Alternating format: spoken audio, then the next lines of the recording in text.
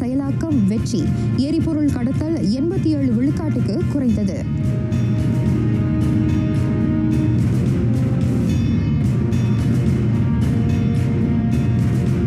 ஒருவரின் பொருளக கணக்கை இயங்கலை மோசடிக்கு பயன்படுத்தும் குற்றம் ஒடுக்குவதற்கான சட்டங்கள் திருத்தப்படுகின்றன.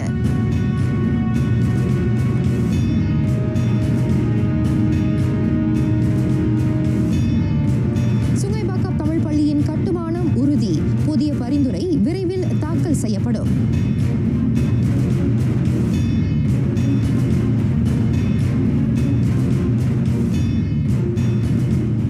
வணக்கம், சலாம் மலேசியா மடானி. ஆர்டிஎம் தமிழ் செய்திகள் உங்களுக்காக. உங்களுடன் நான் கயல்விழி இளங்கோவன். கடந்த மாதம் 10ஆம் தேதி முதல் செயல்படுத்தப்பட்டு வரும் இலக்கிடப்பட்ட டீசல் உதவி தொகையால் அந்த எரிபொருள் கடத்தல் நடவடிக்கை 87 விழுக்காடு குறைந்துள்ளது. அந்த உதவித்தொகை செயலாக்கப்பட்ட 20 நாட்களுக்கு முன்பும் பின்பும் மேற்கொள்ளப்பட்ட சோதனைகளை ஒப்பிட்டு பார்த்ததன் அடிப்படையில் அது கண்டறியப்பட்டுள்ளதாக உள்நாட்டு வாணிக வாழ்க்கை செலவின அமைச்சர் டத்தோ அர்மிசான் முகமது அலி தெரிவித்தார். மே 20 முதல் கடந்த மாதம் 9ஆம் நாள் வரை 5,20,803 லிட்டரை உட்படுத்திய 65 டீசல் பறிமுதல் நடவடிக்கைகள் மேற்கொள்ளப்பட்டன. அதேவேளை ஜூன் 10 கடந்த 30ஆம் தேதி வரையில், அதாவது இலக்கிடப்பட்ட டீசல் உதவித்தொகை செயல்படுத்தப்பட்ட 20 நாள் காலகட்டத்தில் 68,457 லிட்டரை உட்படுத்திய 14 டீசல் கடத்தல் நடவடிக்கைகள் மட்டுமே முறியடிக்கப்பட்டன. அதோடு அதே காலகட்டத்தில் டீசல் கடத்தல் நடவடிக்கையால் கைதானோரின் எண்ணிக்கையும் கணிசமாக குறைந்திருப்பதை தரவுகள் சுட்டுகின்றன. முன்னதாக 40 இருந்த அவ்வெண்ணிக்கை இப்போது 1க்கு குறைந்துள்ளதை டத்தோ அர்மிசான் மேற்கோள் காட்டினார். 2024 வேளாண் கணக்கெடுப்பின் செயலாக்கம் துறைசார் புள்ளியியல் முறைமையை வலுப்படுத்தும் ஒரு முனைப்பு. அதன் வாயிலாக பொருளாதாரம், சமூகம், சுற்றுச்சூழல் ஆகியவற்றை உள்ளடக்கிய விவசாய தரவு கட்டமைப்பை உருவாக்க இயலும் என துணை பிரதமர் டத்தோ ஸ்ரீ ஃபடிலா யூசுப் நம்புகிறார். புறநகர்களில் ஒருங்கிணைந்த வேளாண் புள்ளியியல் தரவுத்தளத்தின் வளர்ச்சி நாட்டிற்கு பயன் அளிக்கும் என துணை பிரதமர் தெரிவித்தார். நாட்டின் வேளாண் துறை மேம்பாட்டுக்கு பல்வேறு அமைச்சுகள் மற்றும் நிறுவனங்களின் ஒத்துழைப்புடன் தகவல்கள் திரட்டப்படுகின்றன. 2024 வேளாண் கணக்கெடுப்பு நிகழ்வை தொடக்கி வைத்த பின் டத்தோ ஸ்ரீ ஃபடிலா செய்தியாளர்களிடம் பேசினார். எதிர்கால சவால்களை எதிர்கொள்ள நாட்டின் புள்ளியியல் முறையும் மேம்படுத்தப்படும் என தேசிய தரவு புள்ளியியல் மன்ற தலைவரும் அவர் சொன்னார். நாட்டின் இலக்கவியல் பொருளாதாரத்தை மேம்படுத்துவதில் 5G தொழில்நுட்பம் முக்கிய பங்காற்றுகிறது. தொழில் முனைவர்களையும் சிறு நடுத்தர தொழில் வணிகர்களையும் இலக்கவியல் துறையில் கால் பதிக்க வைப்பதன் வழி அதனை நிறைவேற்ற இயலும் என தொடர்பு அமைச்சர் ஃபமி ஃபடேல் தெரிவித்தார். சேவை, புதிய துறைகள், புதிய வணிக மாதிரிகள் முதலியவற்றை உருவாக்கவும் உற்பத்தியையும் தொழில்துறைகளின் செயல்திறனையும் அதிகரிக்க 5G இணைய தொழில்நுட்பம் வழிவகுக்கிறது. அதன் மூலம் உள்நாட்டு மொத்த உற்பத்தியை அதிகரிக்க இயலும். அது நாட்டின் பொருளாதாரத்தை முன்னேற்றுவதில் நற்பலனை கொண்டு வரும்.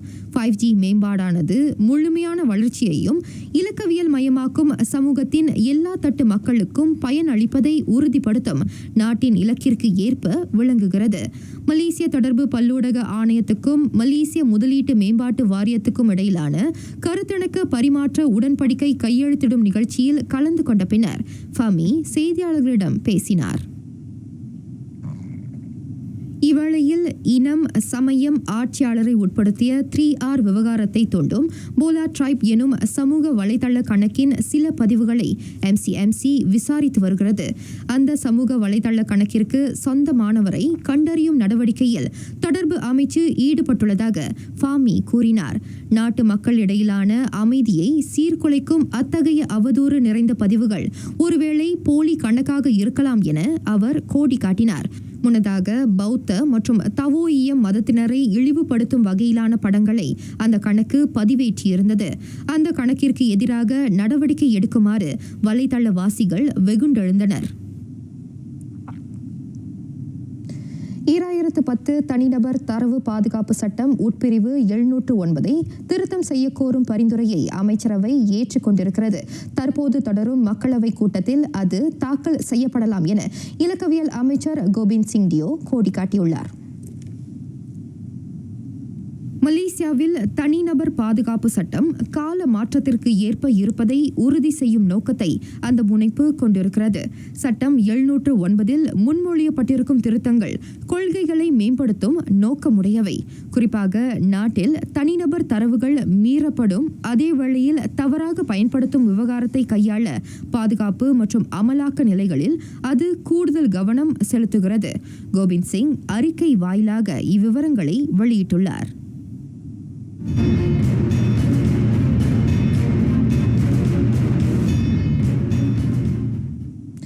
2024 தேசிய தலைமை கணக்காய்வாளரின் 2ஆம் தொடர் அறிக்கை இன்று மக்களவையில் தாக்கல் செய்யப்பட்டது.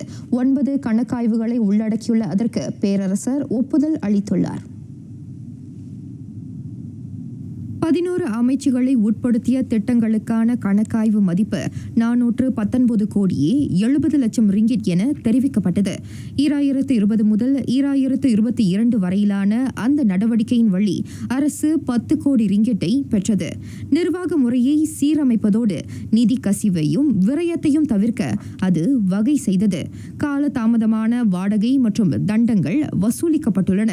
தணிக்கை செய்யப்படக்கூடிய 64 பரிந்துரைகளை தேசிய தலைமை கணக்காய்வாளர் இவ்வேளையில் முன்வைத்தார். ஒருவரின் பொருளக கணக்கை குற்ற செயல்களுக்கு பயன்படுத்தும் மோசடியை தடுக்கும் நடவடிக்கை அது தொடர்பான சட்ட திருத்தங்கள் நடப்பு நாடாளுமன்ற கூட்டத்தில் தாக்கல் செய்யப்படும் என பிரதமர் துறையின் சட்ட கழக மறுமலர்ச்சி அமைச்சர் டத்துஸ்ரீ அசாலினா ஒத்மான் சாயின் கோடி காட்டினார். குற்றச்செயல் சட்டம் 574, குற்ற நெறிமுறை சட்டம் 593 ஆகியவை திருத்தப்படவிருக்கின்றன. சட்டப்பூர்வமற்ற நோக்கங்களுக்காக பொருளக கணக்கை பிறர் பயன்படுத்த அனுமதிக்கும் புதிய குற்றத்தின் அடிப்படையில் அந்த திருத்தம் மேற்கொள்ளப்படும் என அமைச்சர் விவரித்தார். அத்துடன் இயங்கலை மோசடிக்கு பயன்படுத்தப்பட்ட பொருளக கணக்கை புலனாய்வு அதிகாரி முடக்கும் வகையிலும் அந்த சட்டங்கள் திருத்தப்படும். 3ஆம் தரப்பு பொருளக கணக்கில் செலுத்தப்பட்ட பாதிக்கப்பட்டவரின் பணம் பாதுகாப்பாக இருப்பதை உறுதி செய்ய இத்தகைய சட்ட திருத்தம் அவசியம் என்றும் அவர் அவையில் எடுத்துரைத்தார். மக்களின் நலனை பாதுகாக்கும் இந்த சட்ட திருத்தம் விரைவில் அமைச்சரவையின் அனுமதி கிடைக்கப்பெற்று நாடாளுமன்றத்தில் தாக்கல் செய்யப்படும். அமைச்சர் கேள்வி நேரத்தில் ஜெலுத்தோங் உறுப்பினர் RSN ராயர் முன்வைத்த கேள்விக்கு டத்தஸ்ரீ அசாலினா பதில் உரைத்தார். ராயரின் துணை கேள்விக்கு பதிலுரைத்த அமைச்சர் இந்த சட்ட திருத்தத்தின் வாயிலாக 3ஆம் கணக்கில் செலுத்தப்பட்ட பணத்தை எவரும் மீட்க இயலாதபடி முடக்க இயலும் என விவரித்தார். அத்துடன் பணம் இருக்கும் கணக்கு கண்டறியப்பட்டு பாதிக்கப்பட்டவரிடம் தொகையை ஒப்படைக்க போலீசுக்கு எளிதாக இருக்கும் என்றும் அவர் கூறினார். 2022 முதல் 2024 ஜூன் வரை மொத்தம் 265 கோடியே 13,21,398 ரிங்கேட் 34 சென்னை இயங்கலை மோசடி வாயிலாக மக்கள் இழந்திருப்பதாக டத்தோ அசாலினா குறிப்பிட்டார். கட்டுமான துறையின் வளர்ச்சி கண்காணிக்கப்படுகிறது. குறிப்பாக கட்டுமான பொருள், மூலப்பொருள் விலையேற்றம், குத்தகையாளர் மீதான தாக்கம் ஆகியவை கண்டறியப்படுவதாக பொதுப்பணி அமைச்சர் டத்துஸ்ரீ அலெக்சாண்டர் நந்தாலிங்கி இன்றைய அவையில் தெரிவித்தார். அரசு புதிய கொள்கையை பரிசீலிக்கும் அறிமுகப்படுத்தும் முன் பல்வேறு கோணங்களில் துல்லிய ஆய்வுகள் மேற்கொள்ளப்பட வேண்டும். அவ்வகையில் கட்டுமான பொருள் விலை குறியீட்டை மலேசிய புள்ளி விவரத்துறை பதிவு செய்யும் என்றும் அமைச்சர் சுட்டினார். இலக்கிடப்பட்ட டீசல் உதவித்தொகை செயலாக்கத்துக்கு பின் கட்டுமான இயந்திர செலவை எதிர்கொண்டிருக்கும் குத்தகையாளர்களுக்கு உதவ அரசின் முன்னெடுப்புகள் குறித்து குலிம் பண்டாபாரு உறுப்பினர் ரோஸ்லான் அஷி முன்வைத்த துணை கேள்விக்கு அவர் விடை பகன்றார். டீசல் விலையை மிதக்க விடுவதால் கட்டுமானத்துறை தாக்கத்தை எதிர்நோக்க நேரிடும். ஆனாலும் அதனை கணிக்க இது தருணமன்று என டத்தஸ்ரீ அலெக்சாண்டர் நந்தா விவரித்தார். நிலையற்ற வானிலையிலும் தாங்கக்கூடிய புதிய வகை விதை நெல்கள் அடுத்த ஆண்டிலும் 2006ஆம் ஆண்டிலும் பயன்படுத்தப்படலாம்.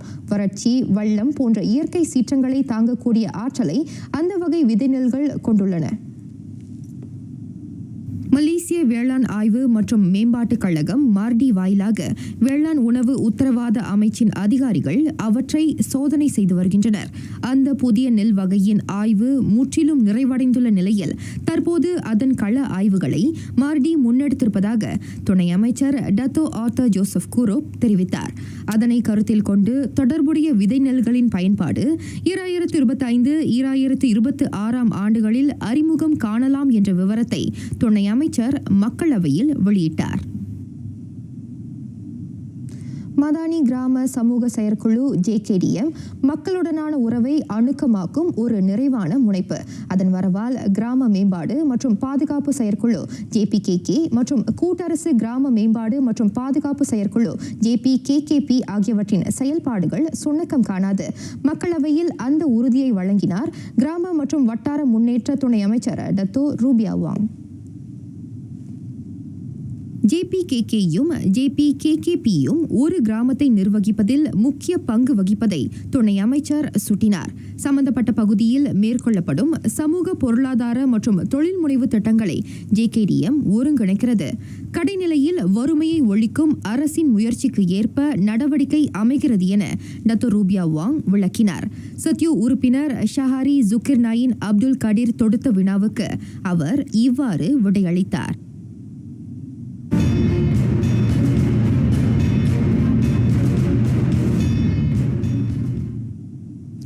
சுங்காய்பாக்கம் தமிழ் பள்ளி கட்டுமானம் மீதான புதிய பரிந்துரை தாக்கல் செய்யப்படும்.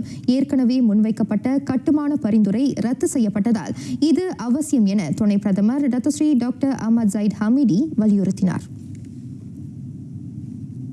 சுங்காய்பாக்கம் தமிழ் பள்ளிக்கு புதிய கட்டடம் கட்டுவதற்கு ஏற்படுத்தப்பட்ட ஒதுக்கீடு வேறு நோக்கத்துக்கு பயன்படுத்தப்பட்டுவிட்டது. எனவே புதிய பரிந்துரை முன்வைக்கப்பட்டால் மீண்டும் ஒதுக்கீடு வழங்கப்படும் என நேற்று தாம் கூறியதை துணை பிரதமர் மீண்டும் தெளிவுபடுத்தினார்.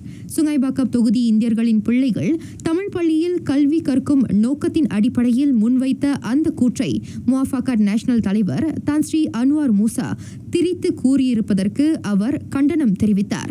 சுங்காய்பாக்கத்தில் பக்காத்தான் ஹரப்பான் வெற்றி பெற்றால் மட்டுமே அந்த பள்ளியின் கட்டுமானம் சாத்தியமாகும் என தாம் வாக்காளர்களை மறுட்டும் தோரணையில் கூறியதாக தான் ஸ்ரீ அன்வார் மூசா குறிப்பிட்டதையும் அவர் சாடினார்.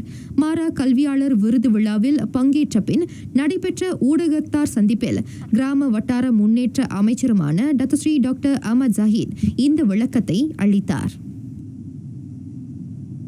பினாங்கு சுங்காய்பாக்கம் சட்டமன்ற தொகுதி இடைத்தேர்தலை முன்னிட்டு இந்திய வாக்காளர்களை கவர பல்வேறு சுவாரஸ்யமான அணுகுமுறைகள் கையாளப்படுகின்றன. அவற்றில் வாக்காளர்களை நேரடியாக சந்திக்கும் அணுகுமுறையையே நம்மவர்கள் விரும்புகின்றனர். அதற்கு முக்கியத்துவமும் அளிக்கின்றனர். வாக்காளர்களின் ஆதரவை திரட்டுவதில் பல்வேறு சவால்கள் இருப்பினும் பரப்புரை தொடங்கிய காலம் முதல் வாக்காளர்களின் மனம் கவரும் வகையிலான நடவடிக்கைகள் முன்னெடுக்கப்படுவதை ஒருமைப்பாட்டு அரசின் தேர்தல் களக்குழுவினர் உறுதி செய்து வருவதாக பத்தூபான் சட்டமன்ற தொகுதி உறுப்பினர் குமரேசன் தெரிவித்தார்.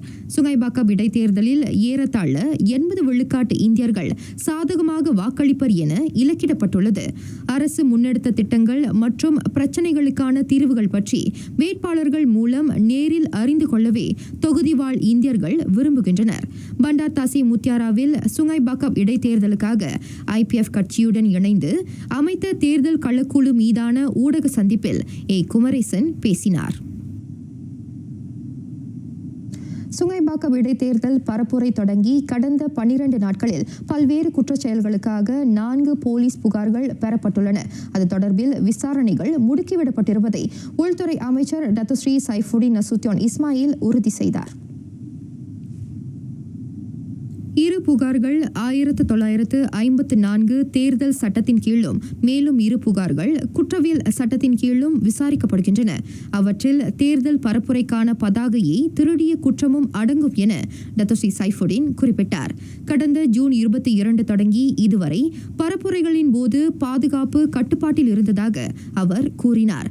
பக்காத்தான் ஹரப்பான் மற்றும் பரிக்காத்தான் நேஷனல் கட்சிகளின் பரப்புரைகளுக்காக போலீஸ் 153 அனுமதிகளை அங்கீகரித்துள்ளது. எல்லா பரப்புரை நிகழ்வுகளுக்கான விண்ணப்பங்களும் அங்கீகரிக்கப்பட்டன.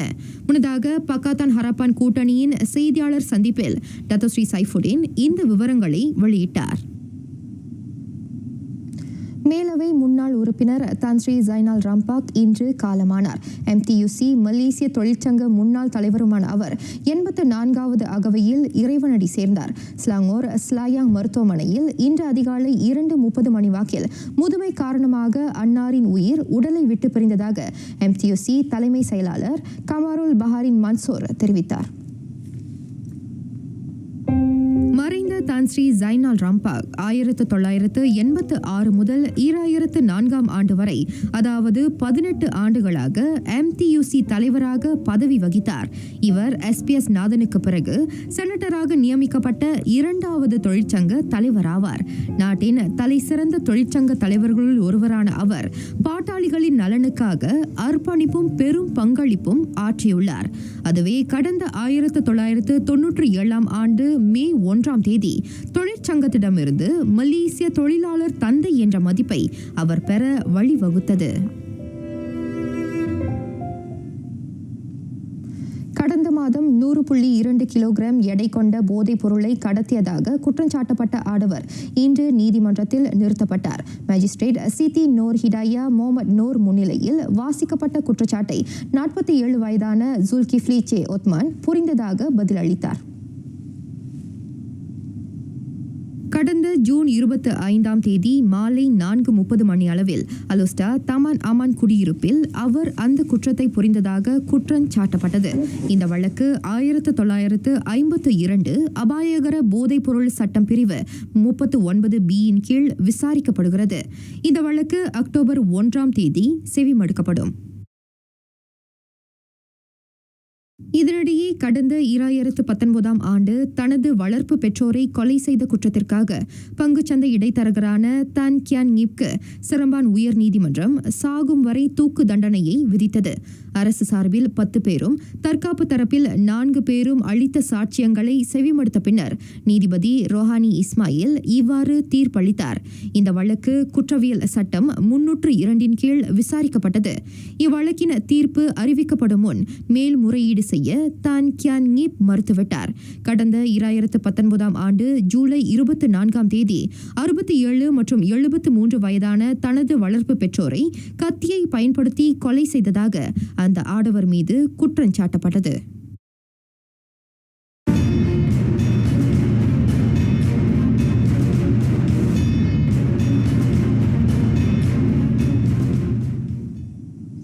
காசாவுக்கு அடுத்து ராஃபாவும் சடலங்கள் நிரம்பிய சாக்காடாக மாறிக்கொண்டிருக்கிறது. இஸ்ரேலின் தாக்குதலில் உயிரிழந்த மேலும் 7 பாலஸ்தீனர்களின் உடல்கள் இன்று மீட்கப்பட்டன. காயம் காரணமாக தல் அல் சுல்தான் பகுதியில் இருந்து இடம் மாற்றப்பட்டோரின் உடல்களும் அவற்றுள் அடங்கும் என பொது தற்காப்பு பணியாளர்கள் தெரிவித்தனர். தொடரும் தாக்குதல்களை தொடர்ந்து பல்வேறு பகுதிகளிலும் ஆட்களை தேடும் பணி தீவிரப்படுத்தப்பட்டிருக்கிறது. இஸ்ரேலின் மூர்க்கத்துக்கு பலியானோரின் சடலங்களே அதில் கிடைக்கப்பெறுவது பெரும் ஏமாற்றத்தையும் கவலையையும் ஏற்படுத்தியிருக்கிறது. ராஃபாவின் வடபகுதியில் இஸ்ரேல் புதிய தாக்குதல்களை இரவில் மேற்கொண்டதாக குடியிருப்பாளர்கள் தெரிவித்தனர். மத்திய வடகாசாவில் இஸ்ரேலின் ஆக அண்மைய தாக்குதல்களுக்கு 12 பலியானதாக சுகாதார அதிகாரிகள் குறிப்பிட்டனர். ஹமாஸுக்கு எதிரான 9 மாத தாக்குதல்களை முடிவுக்கு கொண்டு வருவதாக இஸ்ரேலிய தலைவர்கள் கூறிக்கொள்கின்றனர். ஆனாலும் மத்திய ராஃபாவில் நேற்றிரவு தாக்குதல்கள் தொடர்ந்தன. அப்பாவிகள் உயிரை குடிக்க யூதப்படையின் கவச வாகனங்கள் ராஃபாவில் முன்னேறி கொண்டிருக்கின்றன. திசை தெரியா ஆயிரம் பாலஸ்தீனர்கள் உயிரை காத்துக்கொள்ள புகலிடம் நாடி செல்லும் வழிகளும் பாதுகாப்பற்றவையாகவே உள்ளன. இந்தியா வட உத்தரப்பிரதேசத்தில் நடைபெற்ற சமய சொற்பொழிவின் போது ஏற்பட்ட நெரிசலில் 121 பேர் உயிரிழந்த விவகாரம் நிகழ்விடத்தில் போலீசின் தடயவியல் பிரிவு இன்று புலனாய்வு மேற்கொண்டது. தலைநகர் புதுடில்லியிலிருந்து 200 கிலோமீட்டர் தொலைவில் உள்ள உத்தரப்பிரதேசம் ஹத்ராஸ் மாவட்டத்தின் புல்ராய் முஹால்காரி கிராமத்தில் போலீஸ் மற்றும் தடயவியல் அதிகாரிகள் சான்றுகளை திரட்டினர். 80,000 பேர் மட்டுமே கூட அனுமதிக்கப்பட்டிருந்த அந்த இடத்தில் சுமார் 2.5 லட்சம் பேர் கூடியதால் ஏற்பட்ட நெரிசல் அந்த பேரிடருக்கு வழிகோலியது. போல் பாபா என்று அழைக்கப்படும் சொற்பொழிவாளர் சூரஜ்பால் நிகழ்விடத்தில் இருந்து காரில் புறப்பட சென்றபோது அவரின் காலடி மண்ணை சேகரிக்க மக்கள் முற்படுகையில் ஏற்பட்ட தள்ளுமுள்ளு மரணங்களுக்கு வித்திட்டது. போக்குவரத்து அதிகம் கொண்ட நெடுஞ்சாலைக்கு பக்கத்தில் இருந்த அறுவடை செய்யப்பட்ட நெல் வயலில் அந்த கூட்டத்துக்கு ஏற்பாடு செய்யப்பட்டிருந்தது. அதனால் அங்கு நிறைந்திருந்த சகதியில் சிக்கியும் பலர் மரணமுற்றனர். அங்கிருந்த மூங்கில் கள்ளிகளையும் சகதி மாதிரியையும் தடயவியல் அதிகாரிகள் சேகரித்தனர். கரிபிய கரையை சூறையாடி வரும் பெரில் சூறாவளி. அதன் சீற்றத்தால் வெனிசுவேலா எங்கும் கனமழை கொட்டித்திருக்கிறது. இடைவிடாது பொழியும் மழையால் மன்சானரெஸ் ஆறு பெருக்கெடுத்துள்ளது. காட்டாற்று வெள்ளத்தில் 5 அடித்து செல்லப்பட்டனர். காணாமல் போன 5 தேடும் பணி தீவிரப்படுத்தப்படுவதாக சுக்ர மாநில ஆளுநர் கில்பெர்டோ பின்டோ தெரிவித்தார். செவ்வாய்க்கிழமை முதல் பெய்து வரும் அடைமழையால் கியூமானாகோவா நகரை வெள்ளம் சூழ்ந்துள்ளது. இந்நிலையில் பெரில் சூறாவளி ஜமாய்காவின் தென்கரையையும் பதம் பார்க்க தவறவில்லை. மிகவும் ஆபத்தான புயல் சீற்றத்திற்கு 7 பலியாகினர். தென்கிழக்கு கரிபிய கரையில் முடிந்த மட்டில் சேதத்தை ஏற்படுத்தியிருக்கும் பெரில் இப்போது தென்கிழக்கு மெக்சிகோவின் யுகாட்டான் தீபகற்பத்தில் மையமிட்டுள்ளது. கனமழையை கொண்டு வந்த சூறாவளியால் அப்பகுதியில் உள்ள 25,000 பேர் பாதிக்கப்பட்டுள்ளனர். மெக்சிகோ தேசிய வானிலை மற்றும் நீரியல் கழகத்தால் பெரில் 5ஆம் கட்ட ஆபத்தான சூறாவளியாக வகைப்படுத்தப்பட்டுள்ளது. அமெரிக்கா வட கலிபோர்னியாவில் கனல் தெறிக்க பற்றி எரிகிறது தாம்சன் காட்டுத்தீ. வேகமாக பரவும் தீ வனப்பகுதியை சுற்றியுள்ள வீடுகளையும் வாகனங்களையும் சேதப்படுத்தியுள்ளது. பாதுகாப்பு கருதி அங்கு குடியிருப்பவர்கள் இடம் மாற்றப்படுகின்றனர்.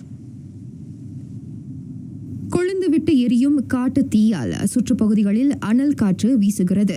அதனால் வெப்பநிலை பன்மடங்காக உயர்ந்துள்ளது.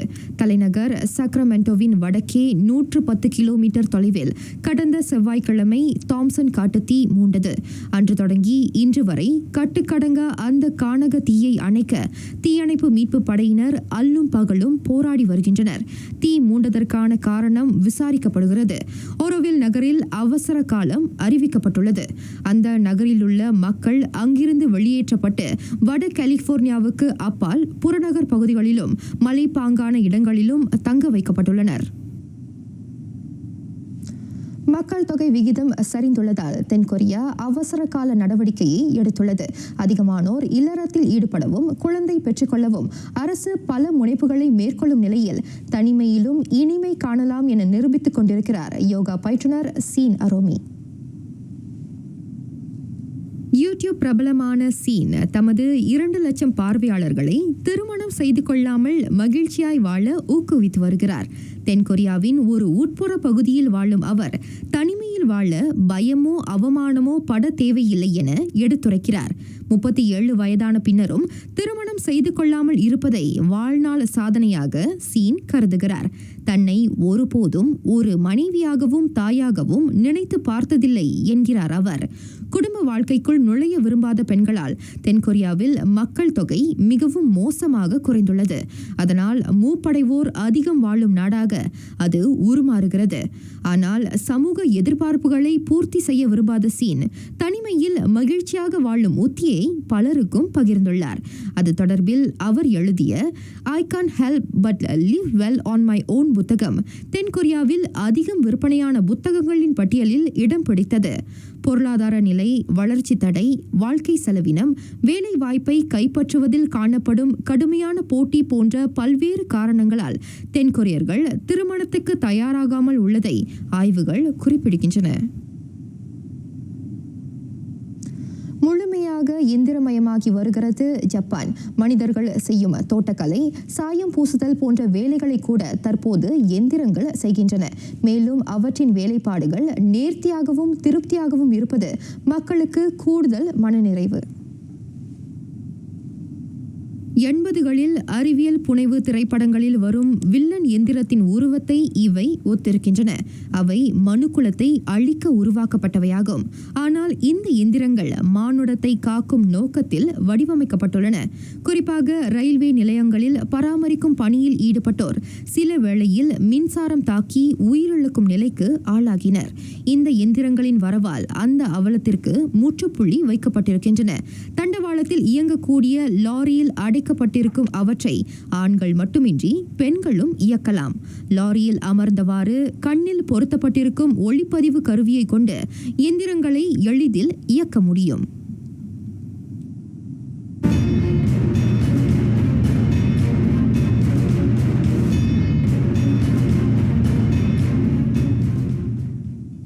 பாரிஸ் 2024 ஒலிம்பிக்கில் மீண்டும் தங்கம் வெல்ல இலக்கு கொண்டுள்ளார் இந்தியாவின் ஈட்டி எறியும் வீரர் நீரஜ் சோப்ரா. தாம் வீசும் ஈட்டி 90 மீட்டர் தூரத்தை கடக்க வேண்டும் என்பதே அந்த விவசாய புதல்வனின் தலையாய நோக்கமாக உள்ளது. இந்தியாவுக்கு மீண்டும் தங்கத்தை தக்க வைக்கும் முயற்சியில் ஈடுபட்டு வரும் நீரஜ் சோப்ரா 2021 நடைபெற்ற ஒலிம்பிக் போட்டியில் அந்த பதக்கத்தை வென்று அசத்தியவர். 3 ஆண்டுகளுக்கு முன்னர் டோக்கியோ 2020 ஒலிம்பிக் மூலம் அப்பிரிவில் இந்தியாவுக்கான முதல் தங்கப்பதக்கம் வென்ற பிறகு தனக்கென ஒரு வரலாற்றை உருவாக்கி கொண்டார். இந்த குறுகிய காலத்தில் பல சாதனைகளை புரிந்திருந்தாலும் தாம் கடந்து வந்த பாதையை ஒருபோதும் மறக்கவில்லை என 26 வயதான அவர் நினைவு கூர்ந்தார். ஈட்டி எறியும் போது அதனை வீசும் வேகம்தான் மிக முக்கியம். அந்த வேகத்தை அதிகரிக்கும் பயிற்சியில் ஈடுபட்டு வரும் சோப்ரா தற்போது 90 மீட்டர் மைல்கல்லை எட்ட இலக்கும் கொண்டுள்ளார். 2022 அவர் வீசிய ஈட்டி 89.94 மீட்டரை தொட்டது. இம்மாதம் 26 பாரிஸில் ஒலிம்பிக் போட்டி தொடங்குகிறது. அதில் தங்கத்தை உறுதி செய்வாரா நீரஜ் சோப்ரா? பொறுத்திருந்து பார்ப்போம். அமெரிக்க கிண்ண காலிறுதியில் கள்ளம் காண்பாரா லியோனல் மெஸ்ஸி? அந்த வினாவுக்கு தற்போதைக்கு விடை காண இயலாது என கூறுகிறார் அர்ஜென்டினா பயிற்றுனர் லியோனல் ஸ்கலோனி. காலிறுதியில் அந்த உலக கிண்ண நடப்பு வெற்றியாளர் எக்வாடோருடன் மோதுகிறது. அந்த ஆட்டம் நாளை காலை 9 மணிக்கு தொடங்குகிறது. வலது தொடை வலிப்பதாக கூறியதை தொடர்ந்து பெருவுக்கு எதிரான ஏ பிரிவு நிறைவு ஆட்டத்தில் மெஸ்ஸி களமிறக்கப்படவில்லை. 37 வயதான அவர் நேற்றைய அர்ஜென்டினா வீரர்களுடனான பயிற்சியில் பங்கேற்றார். அந்த பயிற்சியை மெஸ்ஸி உற்சாகமாக கடந்ததை ஸ்கலோனி மறுக்கவில்லை. இருப்பினும் காலிறுதி ஆட்டம் தொடங்குவதற்கு முன்னர் அந்த தாக்குதல் உச்ச நட்சத்திரத்தின் உடல்நிலை சோதிக்கப்படும் என ஸ்கலோனி கூறினார். யூரோ 2024 இழந்த புகழை மீட்டெடுக்க ஜெர்மனிக்கு கிடைத்திருக்கும் பொன்னான வாய்ப்பு. அந்த வாய்ப்பை ஜெர்மனியர்கள் ஒருபோதும் தவறவிட மாட்டார்கள் என அவ்வணியின் மூத்த வீரர் டோனி க்ராஸ் நம்புகிறார். 2014 உலக கிண்ணத்தை கைப்பற்றிய பின்னர் முக்கிய காற்பந்து போட்டிகளில் அந்நாட்டின் அடைவு நிலை சொல்லிக் கொள்ளும்படியாக இல்லை. ஆனால் இவ்வாண்டு சொந்த மண்ணில் ஐரோப்பிய கிண்ண போட்டி அரங்கேற்றம் கண்டிருப்பதால் உலக ரசிகர்களை ஏமாற்றாமல் ஜெர்மனி கால் இறுதிக்கு முன்னேறியுள்ளது.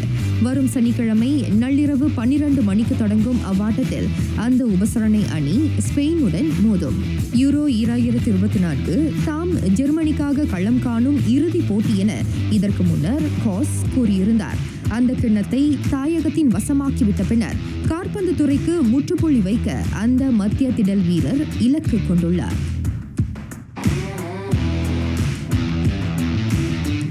போன்று கிறிஸ்டியானோ ரொனால்டோவுக்கும் இது இறுதி ஐரோப்பிய போட்டியாகும். அந்த போர்த்துகல் உச்ச நட்சத்திரத்திற்கு அவ்வணி வீரர்கள் ஐரோப்பிய கிண்ணத்தை காணிக்கையாக்க விரும்புகின்றனர். இம்முறை கடும் போராட்டத்திற்கு பின்னர் அதன் காலிறுதிக்குள் நுழைந்திருக்கும் போர்த்துகல் பிரான்சுடன் களம் காண்கிறது.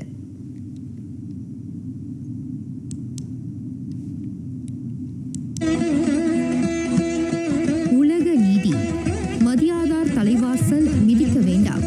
மரியாதை என்பது மனுக்குலத்திற்கு உரித்தான உன்னத செயல். அப்படி நம்மை மதிக்காதவர் யாராக இருப்பினும் எக்காரணத்தை கொண்டும் அவரை நாடி செல்லக்கூடாது என புத்தி புகட்டுகிறார் புலவனார் உலகநாதர். நிறைவடைகின்றன RTM தமிழ் செய்திகள். எங்களோடு இணைந்ததற்கு நன்றி.